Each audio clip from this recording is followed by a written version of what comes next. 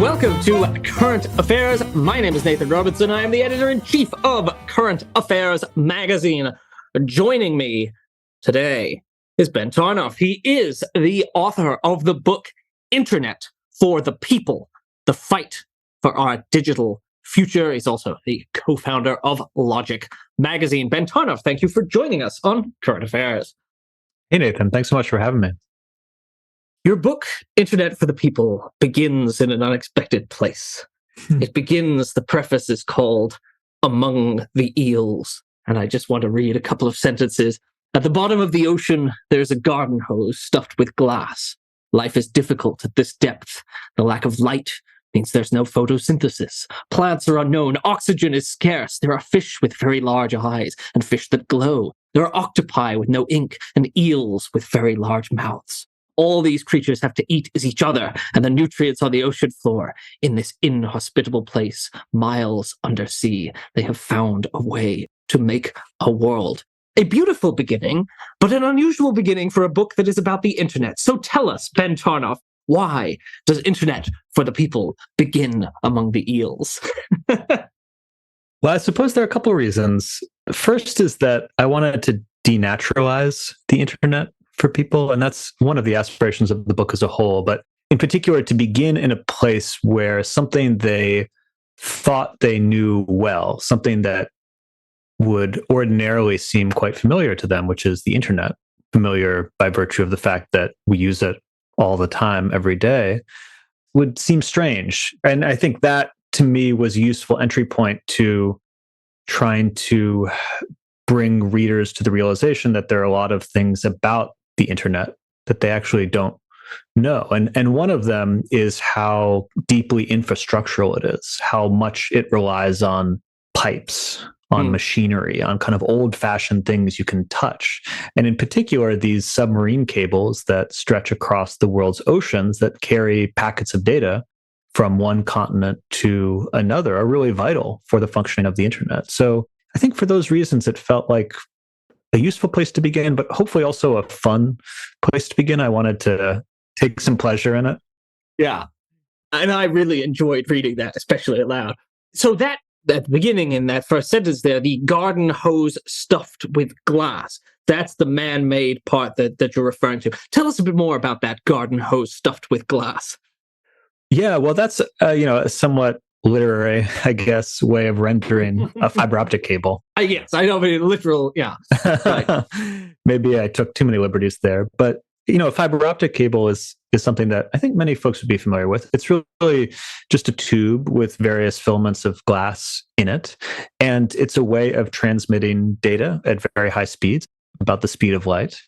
And this is the basic technology on which much of the kind of deeper plumbing of the internet depends. And this is how packets of data are transported from Singapore to Sao Paulo to New York City to London to Tokyo, right? That they bounce around the world at very high speed. So I kind of wanted to bring us into the messiness of that world, the kind of the tactile quality of that world, of something that you could kind of touch and see and smell before I step back and give folks a sense of the history of where it all came from. So we experience the internet as, almost as magic, right? There's this real disjunction between the internet as experienced and, as you say, the physical infrastructure that is creating these experiences for us. And so I guess, as you're saying, you're trying to get us to penetrate beyond the surface appearances and to try initially here to think deeply about the machines that are making those experiences.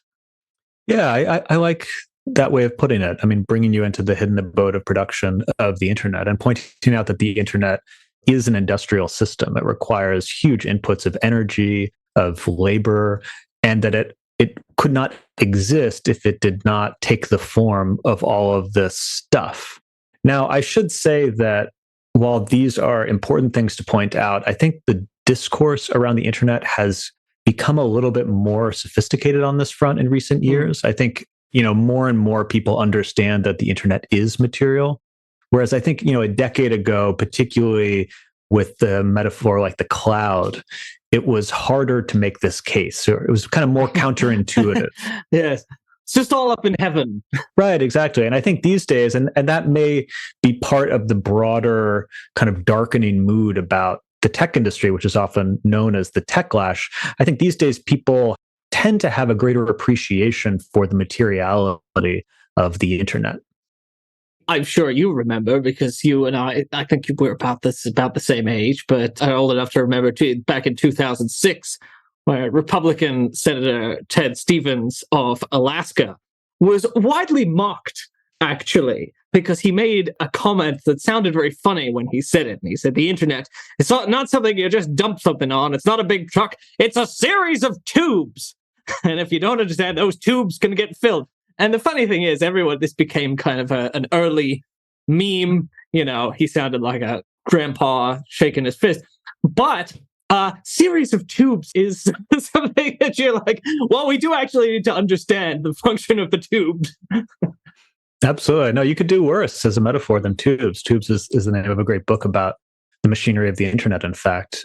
In my book, I usually use the word pipes because to me, pipes, I think, has a bit more of that industrial connotation that I'm hoping to provide, but tubes would work just as well.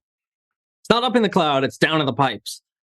But what are the implications then? Because you lay this out for a purpose, right? You're not just pointing out that it's interesting to think about what actually makes up the internet. You're doing it to lay the groundwork for thinking about the political economy of the internet.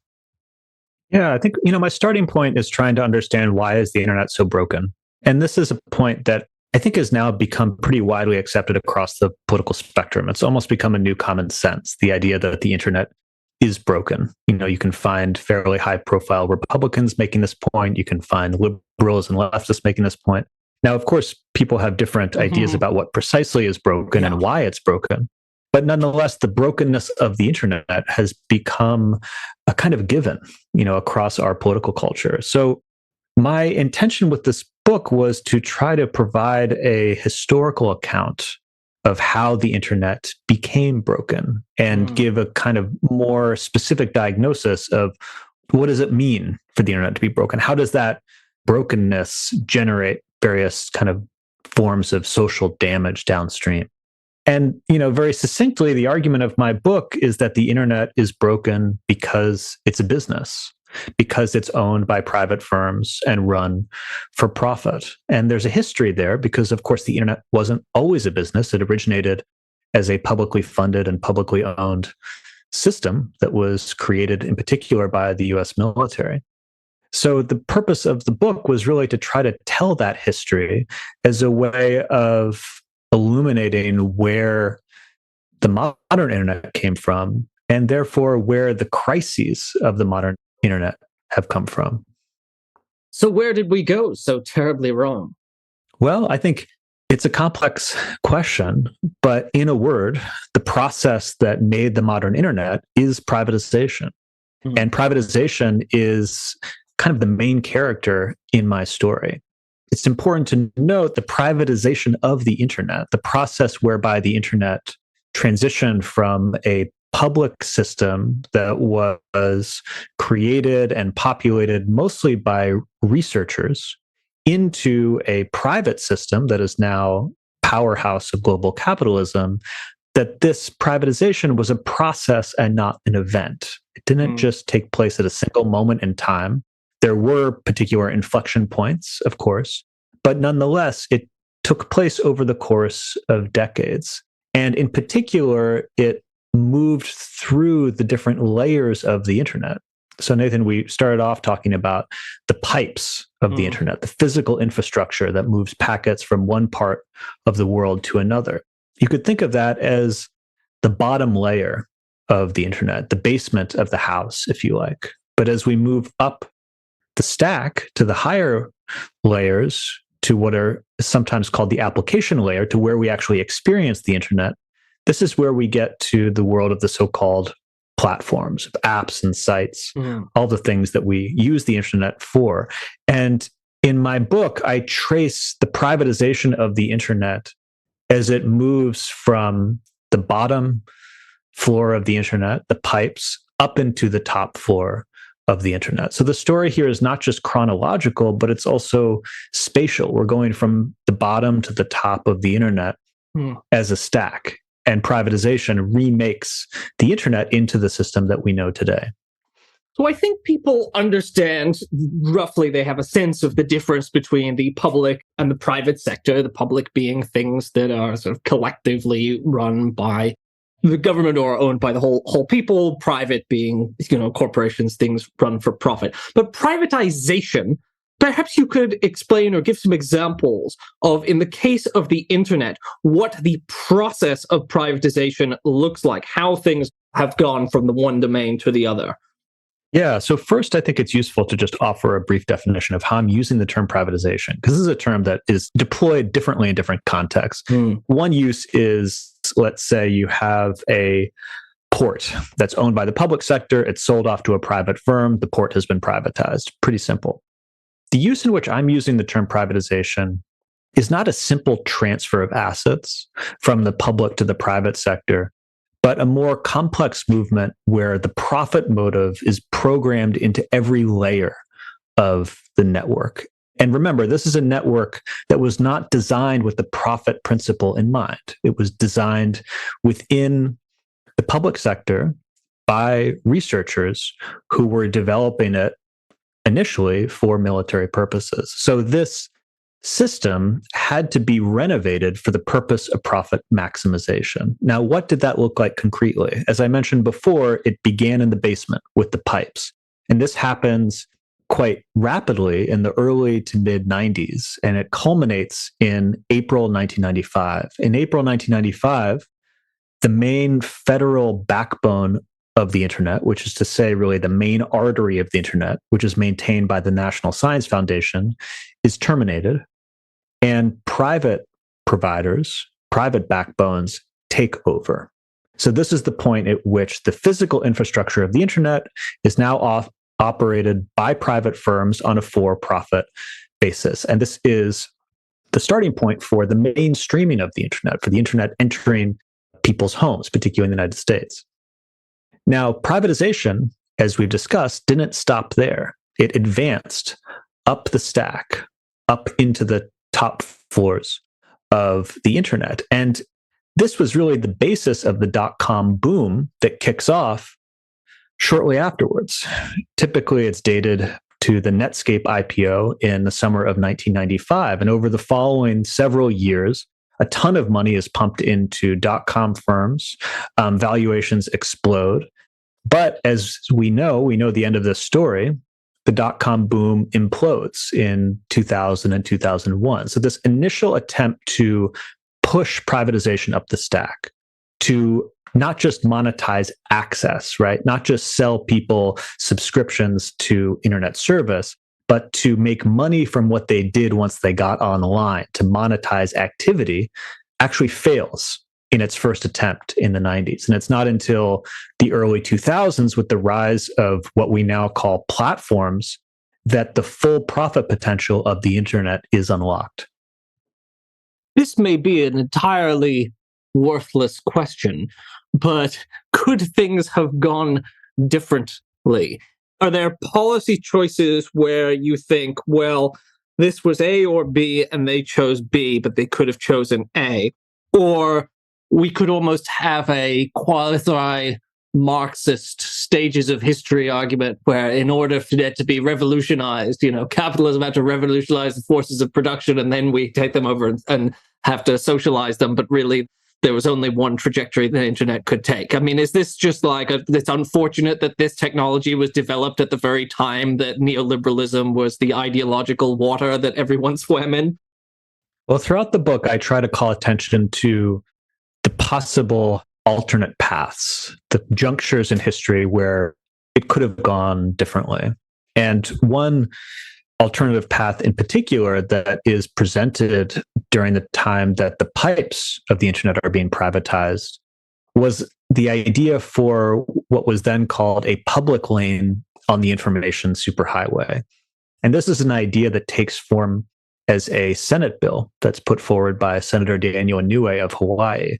And his proposal would have been to reserve up to 20% of telecom capacity for so-called public uses. So this would be provided to institutions like libraries that serve the public for free. One way to think of this idea is as trying to apply the public media model to the internet. If you think about radio and television, when we've had these new communication technologies, a portion of the spectrum has been set aside for public uses. Now, admittedly, public media is not nearly as developed in the United States as it is in many countries in Europe. But nonetheless, we have some precedent of non-commercial communication that is existing kind of alongside the commercial ecosystem. And that was Inouye's proposal, was what would public media, non-commercial media, look like for the internet? So that's just one example of a way that you could have begun to popularize the internet without comprehensively and completely privatizing it, because the depth of privatization is important to note. There's no compensation that's provided to the public sector, which of course had borne the costs of developing the internet for decades, creating it essentially from thin air. And there is no public or non-commercial foothold that is preserved in this new system. It's essentially a total dictatorship by these new corporations over the infrastructure of the internet, which continues to this day. You know, I don't know if this is a silly fantasy, but I remember the founders of Google early on putting out some paper in which they said that you would have to have, in the interests of society, a public search engine, because having a for-profit search engine introduces all these terrible incentives to just blast people with advertisements instead of useful information. That was back when their motto was "Don't be evil," which of course they abandoned when they realized that it's mandatory under a for-profit system to be evil. So that contradicts your obligation to shareholders.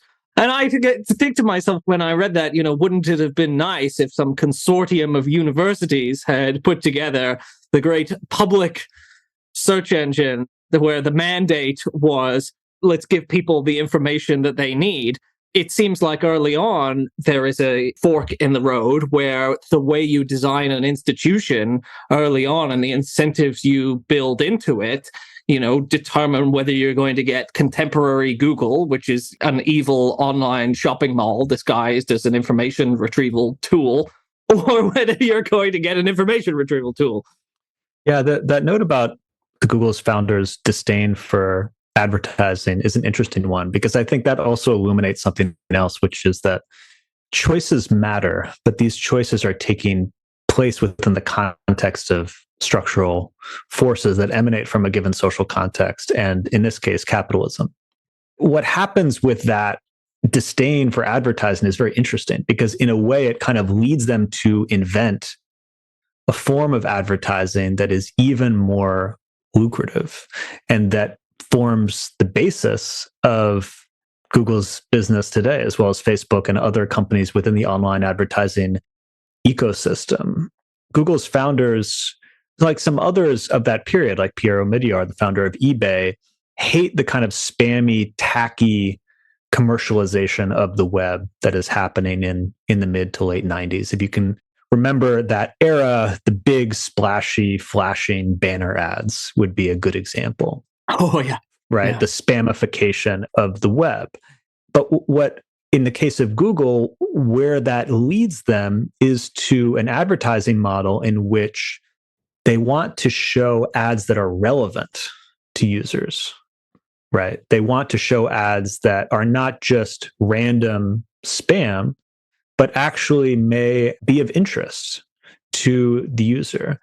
But in order to do that, they have to develop essentially a surveillance apparatus that tracks initially what's called the click-through rate of particular ads. So who exactly is clicking which ad, and how can we start to develop profiles of these users who are attracted to different types of advertising? So in a way, that kind of initial aversion to advertising as mediated through these structural imperatives, which is, quite plainly investors saying, hey, you guys need to start making some money. It's the dot-com crash, and we want to see some positive cash flow.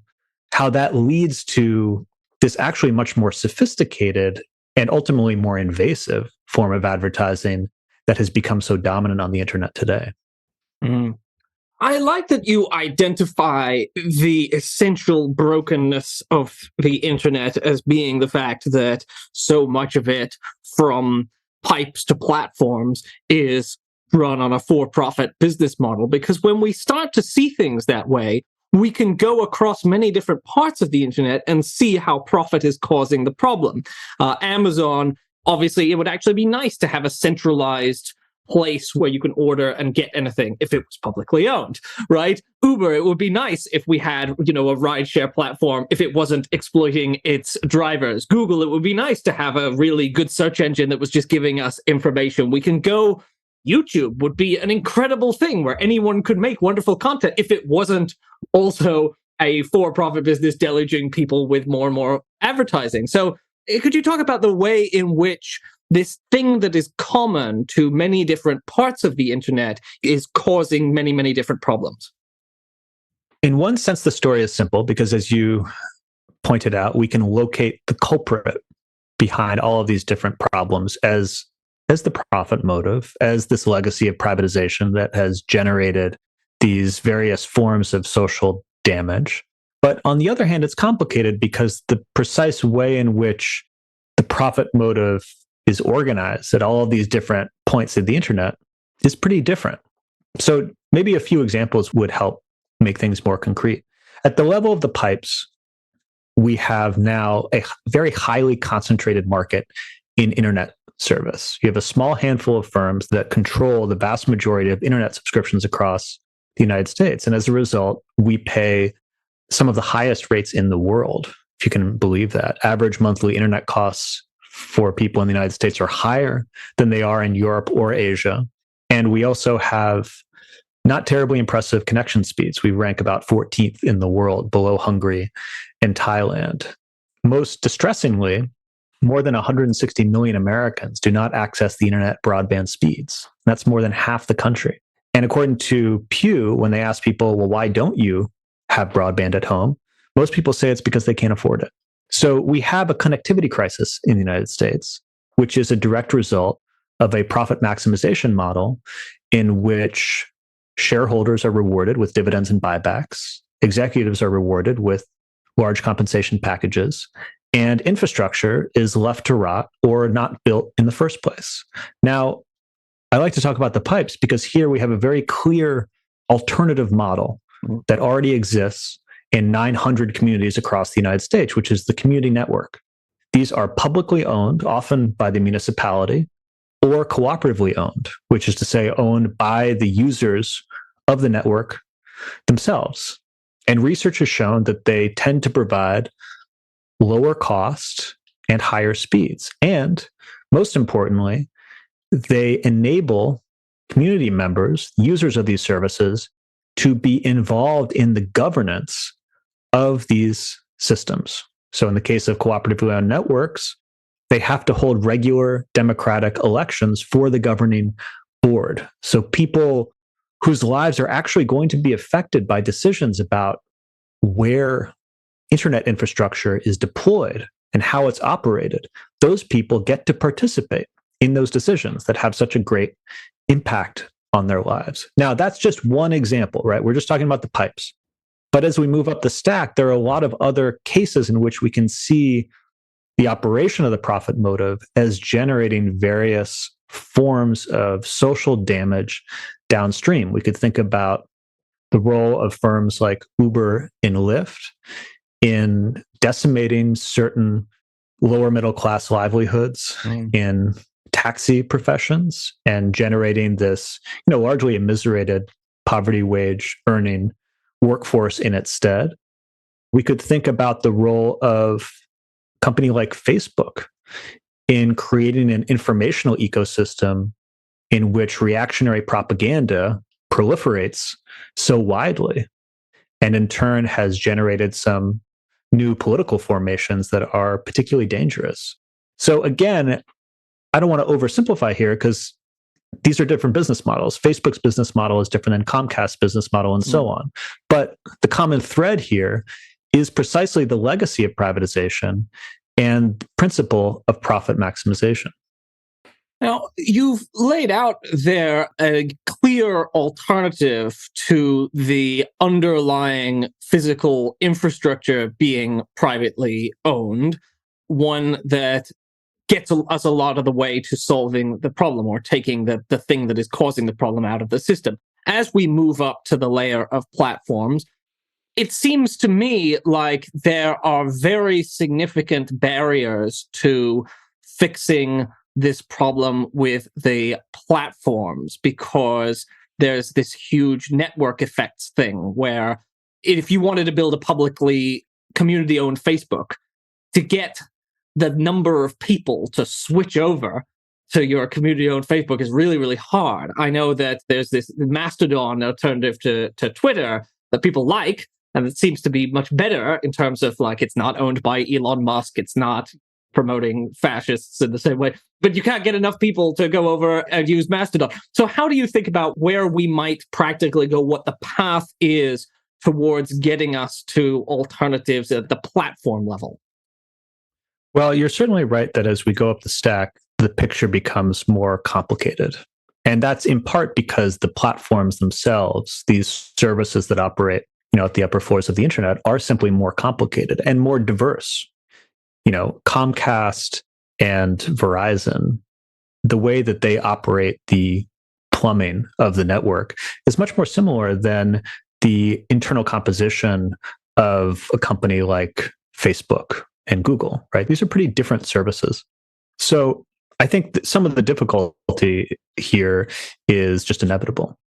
You're asking, I think, a couple questions. I think the first is, how do we begin to challenge the entrenched power of these firms?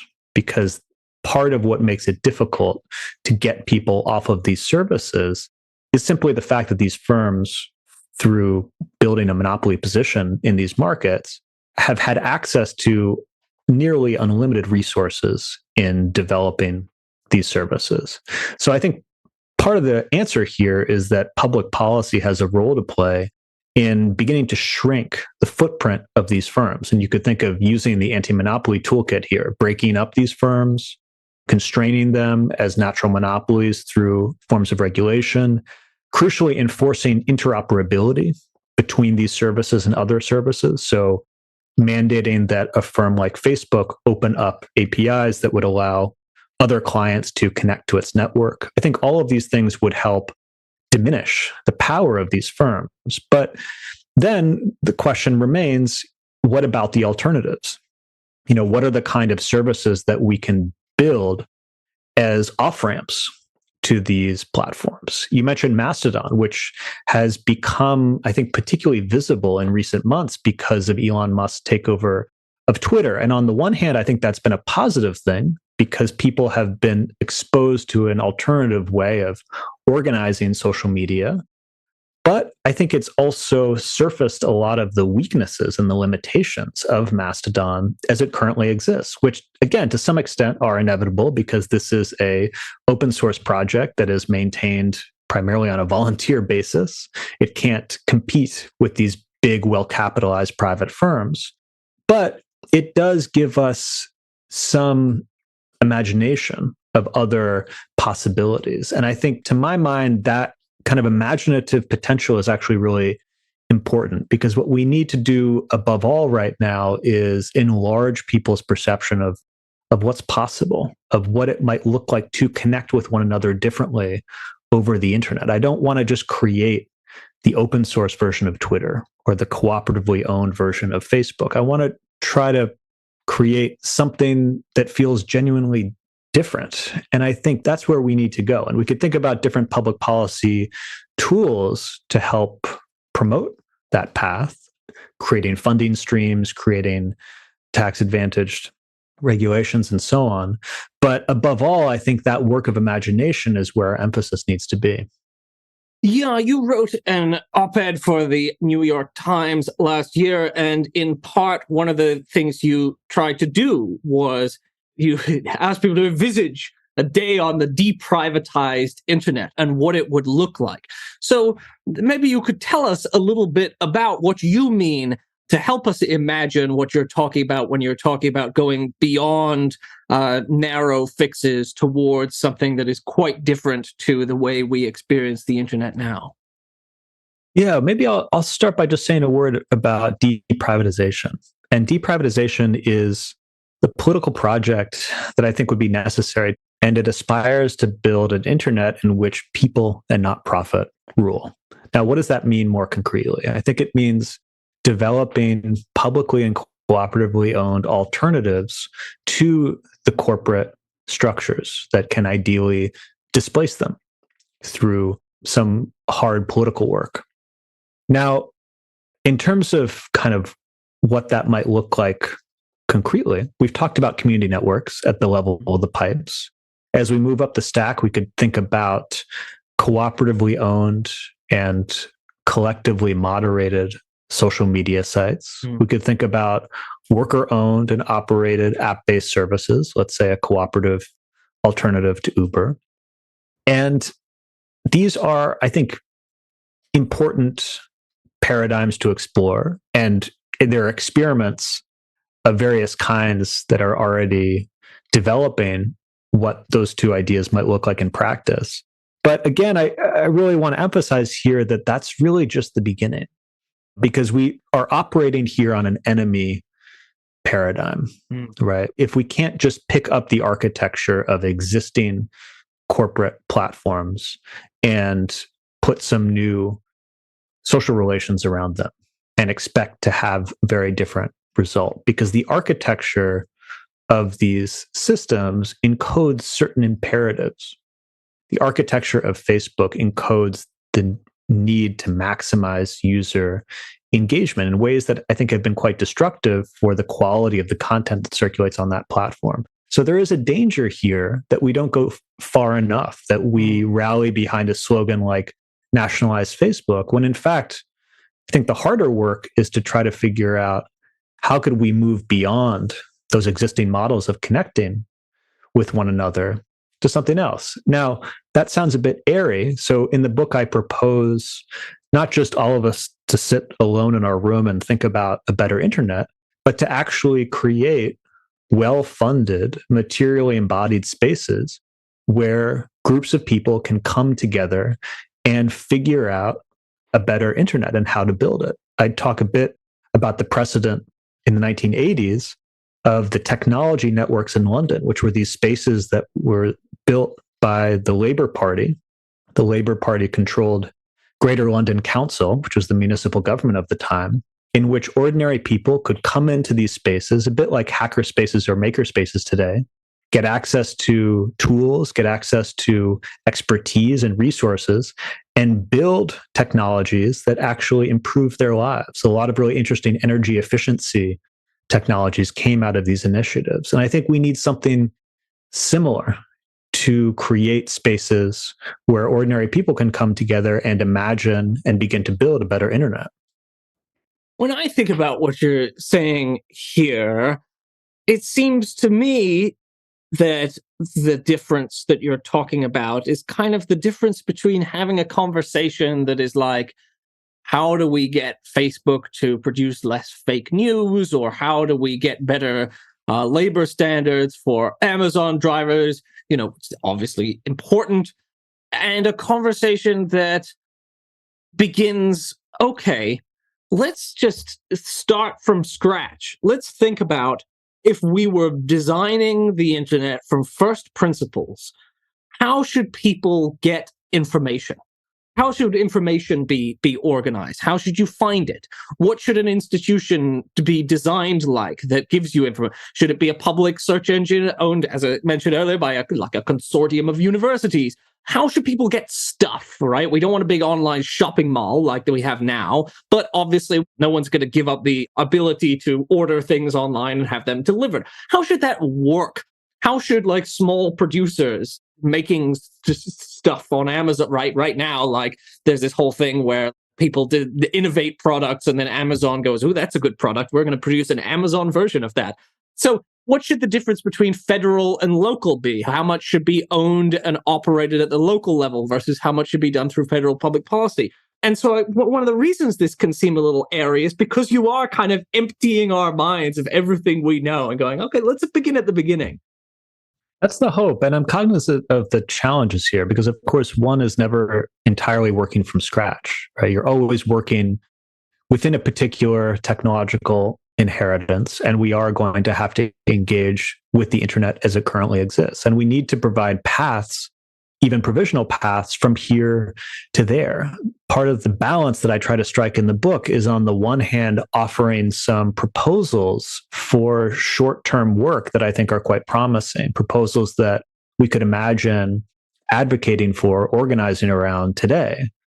But as important as that short-term trajectory is, we also need to keep our eye on a longer-term horizon, that those two need to be related to one another. And indeed, that longer-term horizon is important for that organizing work towards short-term ends, because in organizing conversations, obviously you are trying to provide solutions to people's specific immediate problems, such as, I don't have broadband at home because I can't afford it. Well, a community network could provide better service at lower cost, and you'd be able to participate in the decisions about how infrastructure is deployed. That could be an organizing conversation, but people also need that poetry of the soul in those conversations, right? They want you to fix the potholes, but they also want a vision of what a radically better society would look like. And I think that's what we need to develop for the internet. Mm. You've also written about the labor struggles in Silicon Valley and tech companies, and related to what you were just saying about linking kind of different kinds of fights that are big, broad scale. How do we have a totally different internet with our most pressing needs? Now, how do we connect the struggles of tech workers to this broader vision of the deprivatized internet? Well, I think tech workers, in particular, the more technically trained folks like software engineers, could play a very important role, particularly in developing some of these experiments, some of these alternative services, and beginning to scale them. Because, as you might imagine, this involves many things, but one of the things it involves is some technical expertise of people who really know how to build software and to deploy it at scale. So I think there is a potential here. I think I would add a cautionary note, however, which is that software engineers, like all forms of experts, need to be subordinated to a democratic will, need to be subordinated to some type of collective project. And I would not want to create a situation in which software engineers, who tend to be relatively well paid, tend to enjoy relatively good working conditions, are empowered to play some type of directive role in any movement to build a better internet. I think you need the forms of expertise that they can provide, but the purpose here is not to transfer decisions about how the internet is organized from a small layer of executives and investors to a slightly larger layer of software engineers. It's to democratize those decisions. So there are a lot of kind of questions of how precisely you build the mechanisms for doing so. But I think that's the only cautionary note I would add to the role that software engineers could play in this movement. Yeah. Finally, I just wanted to ask you if you could tell our listeners and readers a little bit about Logic Magazine, which is the magazine that you co-founded. Yeah, so Logic Magazine is a magazine that comes out 3 times a year. It's about technology and society. We launched it in early 2017, and each issue has a different theme. And it's really an attempt to try to figure out from the inside what technology is doing. A lot of our contributors come from within the tech industry or have some kind of special subject matter expertise of particular technologies. And it's an attempt to kind of deepen the conversation about what technology is doing to us. So we're at logicmag.io. I encourage people to check it out. Most of our articles are available online for free. Yeah. No, it's very cool, which is why I wanted to tell people about it. Well, then Tarnoff, the book Internet for the People, The Fight for Our Digital Future, about which Naomi Klein, who is a former guest on this program, says, Ben Tarnoff is the best kind of visionary, deeply knowledgeable, intensely practical, and utterly committed to the transformation of an abusive and corrupt status quo. It's an extraordinary and urgent book, so if that doesn't get you to pick it up, I don't know what will. She's a legend. So we thank you for coming on and discussing with us Internet for the People, Ben Tarnoff. Thanks so much for having me, Nathan.